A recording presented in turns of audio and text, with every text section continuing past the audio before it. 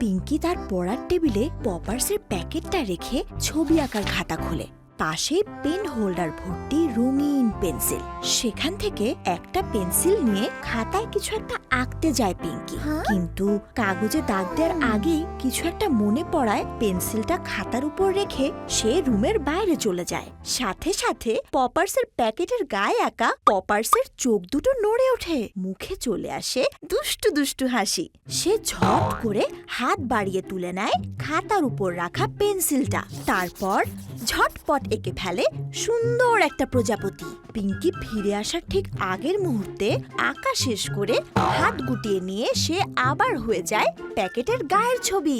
পিঙ্কি ফিরে এসে খাতার দিকে তাকিয়ে ভীষণ অবাক হয়। ওয়াও, কে আঁকলো? সে এদিক ওদিক তাকিয়ে খোঁজে। সেই ফাঁকে পপার্স প্যাকেটের গা থেকে এক লাফ দিয়ে টেবিলে পা ঝুলিয়ে বসে। আমাকে খুঁজছো?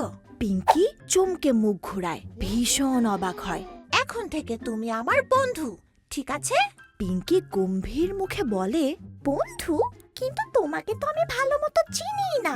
আমি অনেক মজার মজার ট্রিক্স জানি, তোমাকে শেখাবো। কি ট্রিক? প্রজাপতি তো আমিও আঁকতে পারি। পপার্সের চোখে মুখে দুষ্টু হাসি খেলে যায়। সে পিঙ্কির টেবিলের দিকে তাকায়। টেবিলের উপর ছিল পাখির মতো একটা ইরেজার। পপার্স সেটা এক হাতে নিয়ে অন্য হাতে টুপি খোলে। তারপর মাথার উপর ইরেজারটা রেখে টুপি দিয়ে ঢেকে দেয়। বলো, pop pop poppers, pop pop poppers. Poppers ঝট করে তার টুপিটা খোলে। পিঙ্কি অবাক হয়ে দেখে ইরেজারটা আসল পাখি হয়ে গেছে।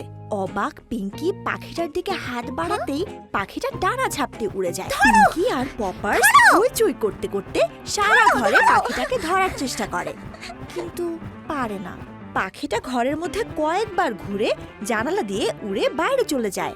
পিঙ্কি হতাশ হয়ে বসে পড়ে। সে একটু একটু হাঁপাচ্ছে। তার পাশে এসে পিঙ্কির দিকে বাড়িয়ে ধরে পপার্সের মুখ খোলা প্যাকেট। পিঙ্কি একটা নেয়, পপার্সও নেয় একটা। দুজনে মজা করে খেতে থাকে। খেতে খেতে পিঙ্কি বলে, আচ্ছা তুমি কি কি করতে পারো?